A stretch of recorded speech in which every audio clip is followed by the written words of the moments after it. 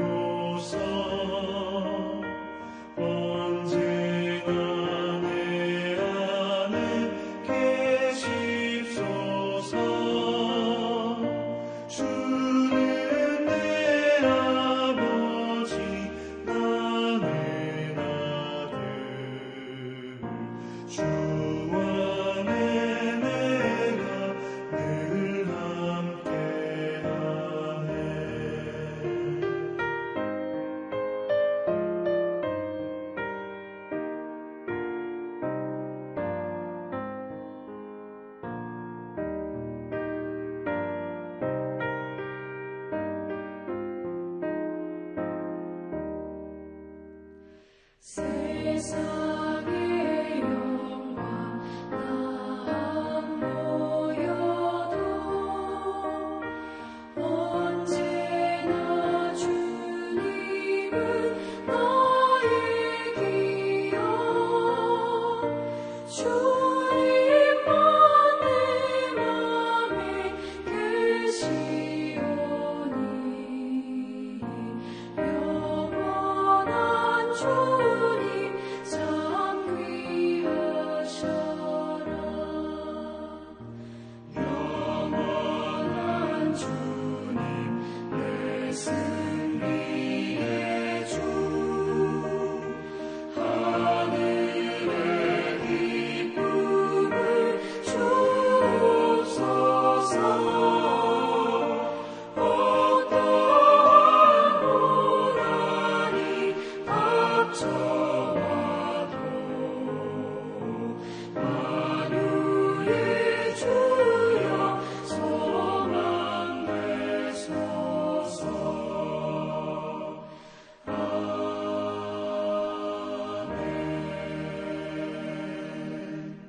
주신 은혜 하나님 감사합니다. 우리 마음에 소망 되시고 우리의 삶을 인도해 주신 하나님, 오늘도 우리에게 귀한 하루를 주시고 또 귀한 하루 첫 시작 하나님의 귀한 말씀으로 허락할 수 있는 그런 은혜를 주셔서 감사합니다. 오늘도 하나님의 주신 메시지 붙잡고 우리에게 약속하신 그 약속들 붙잡고 승리하는 복된 하루 될 수 있도록 우리의 삶을 인도하여 주시옵소서. 모든 은혜 감사드리며 우리 주 예수 그리스도의 이름으로 기도드렸습니다. 아멘. 오늘 우리에게 주신 말씀 함께 같이 보도록 하겠습니다. 창세기 37장 1절부터 우리 11절 말씀 함께 같이 보도록 하겠습니다.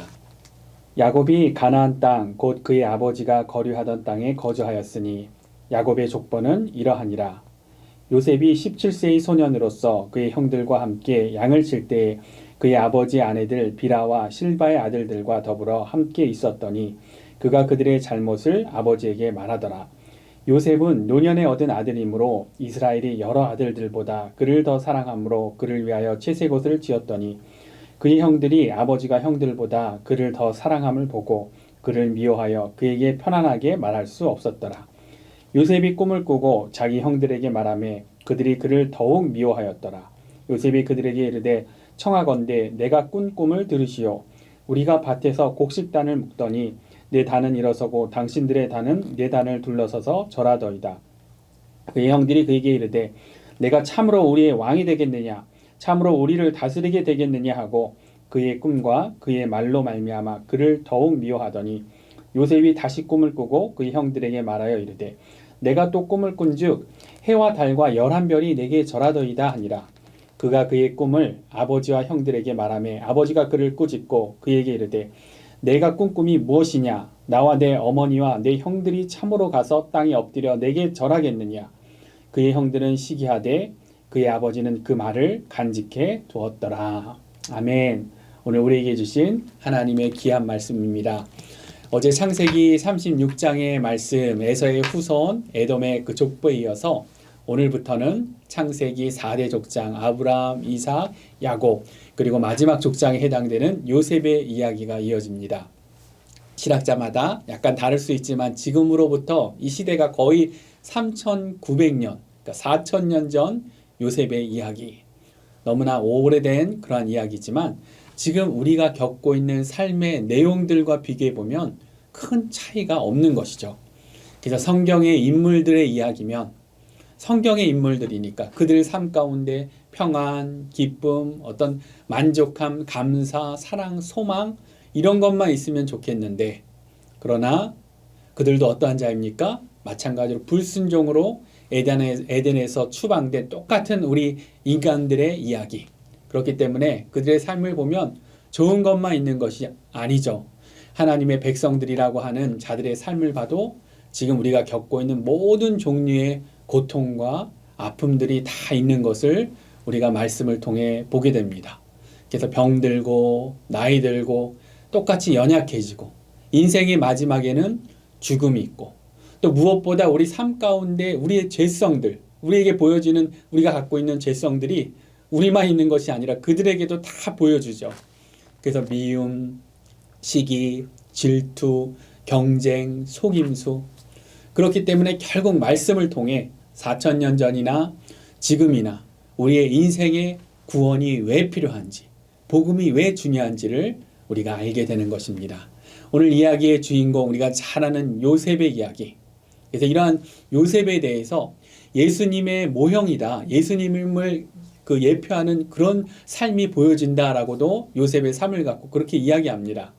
그래서 아버지의 그 깊은 사랑을 받았지만 형제들의 그 미움을 받는 것도 예수님, 성부 하나님의 그 큰 사랑을 받았지만 유대인들에게 미움받고 십자가에 달리는 예수님과 비슷하고 또 자신들을 미워하는 형들에게 이제 이어지는 스토리죠. 심부름을 보냄을 받는 요셉인데 그러니까 아빠 야곱의 말에 순종하고 그렇게 가죠. 미워하는 형들이 있어도 예수님도 미움을 받는 곳으로 십자가로 향하는 그러한 명을 받으셨고 순종하신 것도 또 비슷하고 또 요셉이 함께했던 형제들에게 어떻게 됩니까? 색동옷, 색채 옷을 빼앗기고 은 20세겔의 노예로 팔린 것처럼 예수님도 은 30세겔에 그렇게 팔림을 당하시고 또 함께했던 제자에게 팔리고 로마 군인들에게 속옷까지 다 빼앗기시는 그러한 모습. 또한 요셉이 보디발 장군의 아내 유혹을 뿌리셨던 것처럼 예수님도 너무 많은 그러한 유혹들이 있었죠. 사역 시작부터 40일 금식할 때부터 시작해서 십자가 앞에서의 또 사탄의 그러한 유혹들, 이런 모든 유혹들을 다 이기셨고 그리고 요셉이 고난 후에 높임을 받고 총리가 된 것처럼 우리 예수님의 삶을 보면 예수님께서도 죽음까지 낮아지는 고통을 당하셨지만 그러나 다시 영광의 자리에 앉으셨다는 것, 이런 것이 너무나 일치한다. 이처럼 너무나 많은 공통점을 갖고 있기 때문에 요셉의 삶이 예수님을 예표한다고 그렇게 하지만 그러나 요셉의 삶은 불완전한 그러한 예표죠. 그 누구도 성경의 어떤 의인이라고 하는 인물도 완전하신 예수님의 삶과 동일할 수는 없습니다. 그래서 성경이 그게 보여주는 거죠. 하나님이 그토록 귀하게 사용하신 인물들, 아브라함, 이삭, 야곱, 모세, 다윗, 신약 성경을 봐도 베드로, 사도 바울 다 완전한 자가 아니라 불완전한 것입니다. 성경이 보여주는 모든 인물들 연약함을 갖고 있다라는 것이죠. 그래서 이것이 우리에게 역설적으로 위로와 소망이 됩니다. 왜 그렇습니까? 우리도 너무나 연약한 자이기 때문에 그렇기 때문에 이런 거로 위로를 받으면 안 되겠지만 위로가 되고 성경에 이런 인물들도 이런 연약함이 있었구나 하면서 위로를 받고 그리고 또 소망이 되는 이유가 무엇입니까? 구원과 복음이 너무나 그렇기 때문에 귀한 것이라는 것을 알게 되기 때문에 그리고 우리가 그 구원과 예수님이 주신 구원과 복음으로 승리할 수 있다라는 그 사실 때문에 그것이 우리에게 소망이 되는 것이죠. 그래서 창세기가 보여주는 이 험악한 세월을 살았다고 스스로 고백하는 야곱의 삶을 봐도 그렇고, 오늘 본문 예수님의 삶과 그렇게 너무나 비슷하다 그렇게 예표한다고 하는 요셉도 보면은 연약함과 죄성을 갖고 있는 것입니다. 그래서 아버지 야곱은 워낙 연약한 자라는 걸 우리가 잘 알죠. 자신의 그 꾀로 자신의 방법으로 그렇게 열심히 살고자 했던 그 인생, 우리가 여태까지 쭉 묵상해왔던 내용이죠. 그래서 많은 실수들이 있었죠. 그래서 외삼촌 라반하고 그렇게 지내던 그 고생의 끝에 사랑하는 아내 라헬에게서 낳은 아들, 이 아들, 이 귀한 아들 요셉을 편애하는 것. 그것 야곱이 그러는 것은 좀 이해한다고 해도 오늘 본문의 2절에 보면 요셉의 나이가 몇 살입니까? 17세의 소년이라고 하는데 17살이면 이제 나이가 들 만큼 든 것인데, 그렇게 아버지의 그 사랑을 독차지하고 있으면서 배려함이 좀 있고 눈치라도 좀 있으면 다른 형제들에게 덜 미움을 받을 텐데, 아버지가 특별하게 만들어준 그 채색 옷을 입고 다니며 아버지에게 그 형제들의 실수를 막 고자질하죠. 더군다나 하나님이 주신 특별한 꿈. 그런데 형들이 듣는다면 당연히 기분 나쁠 그 내용의 그 꿈의 내용인 거죠. 형들도 다 그 한번 들으면 알 수 있는 그런 내용. 형들의 곡식단이 요셉이 묶어놓은 단에게 절했다고 하는 그러한 내용. 가뜩이나 편애하는 아버지, 그리고 또 고자질하는 요셉 때문에 요셉이 밉상인데 당연히 막 형들이 들으면 분노할 그러한 내용이죠. 그것도 또 형들에게 한 번 꾸짖음을 당하고 형들이 싫어하는 것을 알았으면, 더 미워하는 것을 알았으면 다음에는 좀 조심할 만도 한데, 오늘 본문 9절을 보면 더 미움받을 짓을 또 반복합니다. 이번에는 해와 달과 11별이 나에게 절을 하는 꿈을 꾸었다. 어려운 내용이 아니라 형들도 딱 들으면은 다 알아들을 수 있는 그러한 내용. 당연히 기분 나쁠 것이라고 그렇게 알 수 있을 내용인데, 그런데도 그렇게 미움을 받으면서 또 그 이야기를 하는 겁니다. 그래서 이제는 아버지, 어머니까지 다 너에게 절을 한다는 거냐. 그래서 이번에는 오죽했으면은 그토록 요셉을 사랑하는 아버지, 야곱도 이 내용을 알고 야곱이 그 꿈을 마음에 두었다고는 하지만 요셉을 꾸짖는 내용이 오늘 본문의 마지막 부분인 것입니다.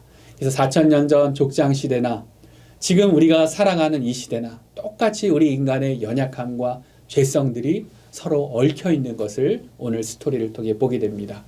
그래서 이러한 스토리, 우리에게 너무나 익숙한 이야기지만 오늘 야곱과 요셉을 통해 우리가 배워야 할 메시지는, 붙들어야 할 메시지는 무엇입니까? 그것은 바로 우리가 하나님의 백성이라고 할지라도, 우리가 하나님의 약속과 축복 가운데 있는 자들이라고 할지라도 우리도 모르게 갖고 있는 그러한 죄들, 우리도 모르게 짓고 있는 그러한 죄들, 특별히 오늘 말씀을 통해 우리 가운데 있는 편애와 배려함이 없는 그러한 죄악, 공감하지 못해주는 그런 죄악에 대해 오늘 우리의 마음을 살펴봐야 하는 것입니다. 그래서 먼저는 우리의 편애함과 무정함의 그 죄악을 회개해야 합니다. 오늘 야곱만이 아니라 우리야말로 우리 모습을 보면 그런 거죠. 야곱만 오늘 보면 이런 것이 아니라 우리가 좋아하는 것에만, 좋아하는 사람만 편애하는 그러한 죄성을 가진 연약한 자들이라는 것, 이것을 먼저 하나님 앞에 우리의 마음을 살펴볼 수 있어야 하는 것입니다. 나에게 잘해주는 사람, 나에게 이익이 될 것 같은 사람, 나와 관심사가 같거나 나랑 비슷한 스타일이거나 일하는 데 있어서도 같은 방식으로 일하거나 하는 사람, 우리가 당연히 더 좋아하게 되죠. 편애함, 그러나 어느 하나만 페이보릿하는 이런 죄성에 대해 생각해 보면 우리에게 다양한 방법의 그러한 편애함이 있을 수 있는 것입니다. 그래서 우리가 이민자로서 소수 민족이긴 하지만 미국 땅에서 같은 이 미국 사람들과 같은 구성원으로 살아가면서도 우리 코리안, 어떤 한국적인 거, 한국 방식만 고집하는 거, 우리 이웃에 어떤 사람들이 사는지는 전혀 관심도 없고 내가 편리한 대로만 살아가려고 하는 것, 그것도 살펴보면 일종의 편애인 것입니다. 우리의 어떤 정치적인 입장도 그렇죠. 편애라는 그러한 우리 가운데 죄성이 있을 수 있습니다. 우리의 모든 가치 판단의 기준은, 그 중심은 하나님 말씀인데, 그런데 정치적인 입장도 어느 한쪽에만 매여서 무조건 나의 입장만이 옳고 상대는 잘못되었다라는 그런 자세, 다른 쪽에는 성경적인 그런 가치는 전혀 없다라고 하는, 내 것만 옳다고 하는 어떤 그러한 자세, 그것도 일종의 정치적인 편애인 것이죠. 우리가 하나님 앞에 회개할 야곱이 입혀놓은 색동옷과 같은 그런 채색옷과 같은 그런 죄성은 아닌지 우리가 하나님 앞에 우리의 마음을 살펴봐야 하는 것입니다. 우리 인간들의 죄성, 무리지어 이 편애하는 것. 그래서 우리를 보면 지역으로 나뉘고 정치적으로 나뉘고 그리고 빈부로 나뉘고 남녀로 또 요즘 보면 또 막 나뉘고 인종으로 더더욱더 나뉘어가는 그러한 세상 가운데 이러한 우리 인간들의 죄성 가운데 사실은 건강한 복음만이 예수 그리스도의 진리만이 그 모든 것을 초월할 수 있는 그러한 능력인 것입니다. 2000년 전 로마 시대 초대교회가 그 모든 것을 초월한 그런 사랑을 보여줬었고 우리 한국 땅에서도 처음 교회가 세워질 때 그런 교회들이 그러한 능력을 발휘했던 것을 우리는 알고 있습니다. 그렇기 때문에 하나님 앞에 우리의 마음을 살피면 편애의 이러한 죄성으로부터 자유해야 한다는 것. 우리가 그것을 오늘 말씀을 통해 알게 됩니다. 그것이 진정으로 예비하신 더 큰 축복을 누릴 수 있는 삶, 세상의 소망을 제시하는 교회의 능력이 됩니다. 또한 오늘 요셉을 보면서 또 예수님의 예표가 된다는 인물이라고 해도 하나님이 꿈으로 약속하시고 축복하신 요셉에게서도 보여지는 연약한 죄성, 배려하지 못하는 죄성 또한 우리의 모습을 살펴야 하는 것이죠. 창세기 이야기지만 신약 성경을 보면 하나님이 싫어하시는 우리 인간의 죄악의 목록 중에 보면 무정함이라는 것이 있습니다. 그래서 이 로마서 1장에도 나오고 디모데후서 3장에도 나오는 이 죄악의 리스트를 쭉 중에 이 무정함이라는 이 죄악, 영어 성경으로 보면 하틀리스라는 그러한 죄악. 그래서 우리가 보통 죄악하면 미워하고 막 도둑질하고 상대에게 어떤 뭐 나쁘고 부정적인 어떤 그런 행동을 직접적으로 그래야만 죄일 것 같은데, 그런데 그 죄악의 리스트 중에 있는 무정함이라는 것, 우리 하나님께서는 무정함이라는 죄악도 원하지 않으시는 것입니다. 상대에 대해 heartless, 마음이 없는 것, 관심을 갖지 않는 것, 배려함 없는 것, 그것도 우리 하나님이 원치 않으시는 죄악이라는 것입니다. 그렇기 때문에 오늘 본문을 보면 요셉이 뭐 특별히 잘못한 것은 없죠. 그 색채 옷도 자기가 입겠다고 한 것도 아니고 아버지가 입혀주었을 뿐이고, 형들의 잘못에 대해서도 거짓말한 것이 아니죠. 형들이 잘못을 했으니까 사실대로 아버지에게 이야기했을 뿐이고, 꿈도 꾸며낸 이야기가 아닙니다. 첫 번째 꿈에 형들이 그렇게 화를 내고 막 미워하더라도 두 번째도 또다시 그런 꿈을 꿨으니까 형들에게 그냥 있는 그대로 다시 이야기했을 뿐인데, 그런데 요셉의 그 연약함이 무엇입니까? 형들의 아픔에 대해서 공감하지 못하는 것이죠. 형들의 분노에 대해서 배려하지 못하는 것이죠. 사랑받지 못하는 그런 형들에 대해서 무정한 것이죠. 그러나 우리가 요셉, 이 창세기 이제 이어지는 이후의 스토리를 보면 그러했던 요셉이 변화되는 것을 또 하나님의 말씀은 보여주죠. 나중에 어떻게 됩니까? 그랬던 형들과 얼싸안고 형들에게 막 복수할 만도 한데 복수하지 않고 눈물을 흘리는 그런 요셉의 모습을 보게 됩니다. 우리 하나님께서 어떻게 하신 겁니까? 요셉의 그러한 연약함을 다드시며 하나님의 그런 더 기뻐하시는 모습으로, 하나님의 사람으로 만들어 가시는 것을 우리는 알 수 있습니다. 무정함, 배려 없음에서 공감하는 그러한 사람으로 변화되는 것이죠. 오늘 말씀을 통해 하나님께서는 우리에게도 그런 공감의 사람, 그러한 하나님의 꿈을 아름답게 이뤄가는 사람이 되기를 원하십니다. 그러기 위해서 우리의 죄성에 대해 우리가 솔직하게 우리의 마음, 그런 편애하는 마음, 배려하지 않고 무정한 그런 사랑 없는 그런 마음을 회개하면서, 회개만 하고 끝나는 것이 아니라 우리 할 일은 예수 그리스도를 붙잡아야 합니다. 완전한 모델 대신 바로 예수님께서 그러한 사랑과 공감의 능력을 보여주셨고 우리에게 그러한 능력을 주실 수 있는 분이시기 때문입니다. 우리 예수님 편애하지 않으시는 하나님이시죠. 말씀이 증거하는 것. 그렇기 때문에 유대 땅을 넘어서 그 유대인들 모든 것이 유대 중심인 그 시대 그 문화에 태어나셨음에도 유대 땅을 넘어 차별받는 사마리아 땅을 지나가시죠. 사마리아 우물가에서 그것도 차별받는 여인을 만나 주십니다. 그리고 영원히 목마르지 않는 생명수를 전해 주시죠. 이방의 그 땅까지 사랑하셔서 이방의 땅 갈릴리라고 하는 곳, 이방 상인들이 그렇게 다니시는 가버나움을 또 거처로 삼으시는 모습을 우리가 알 수 있습니다. 두로와 그 먼 두로와 시돈 이방 땅까지도 가시고 가이사라 빌립보에 가셔서 주는 그리스도시요 살아계신 하나님의 아들이라는 그러한 고백을 하게 하신 그러한 예수님, 이방의 땅 가운데서 유대를 넘어 이방인된 우리들에게까지 이 귀한 진리 복음이 오게 된 것입니다. 우리에게 아브라함의 후손이 되는 축복을 주신 것입니다. 그런 축복과 사랑을 받고 있는 자라는 사실을 우리가 알면, 그 능력을 붙들면 나의 편애함의 죄로부터 우리가 좀 더 자유할 수 있는 것입니다. 바로 이 사랑이 초대교회, 한국교회사의 신분과 빈부와 지역과 남녀와 인종을 초월하는 그러한 능력을 주었던 것입니다. 우리 예수님 또한 어떤 분이십니까? 공감해 주시는 예수님, 그러한 능력을 갖고 계신 분, 우리에게 그러한 능력을 주실 수 있는 분, 하나님이신 예수님, 우리 인간의 인생을 보면 죄악 가운데 있는 인생들, 죄악에 그렇게 휘둘리며 살아가는 인생들, 얼마나 이 답답하고 화가 나고 정죄하고 싶으시겠습니까? 그러나 말씀이 보여지는 우리 예수님의 모습 어떠합니까? 우리 예수님 공감해 주시는 그러한 하나님이십니다. 가늠하다가 현장에서 잡혀온 여인에게 다시는 죄를 짓지 말라고 하면서 용서하시죠. 그 누구보다도 그 여인의 죄를 더 잘 알고 계시고, 그리고 누구보다도 돌을 먼저 던지셨을 수 있는 그런 하나님이신데 내가 너를 정죄하지 않는다 하십니다.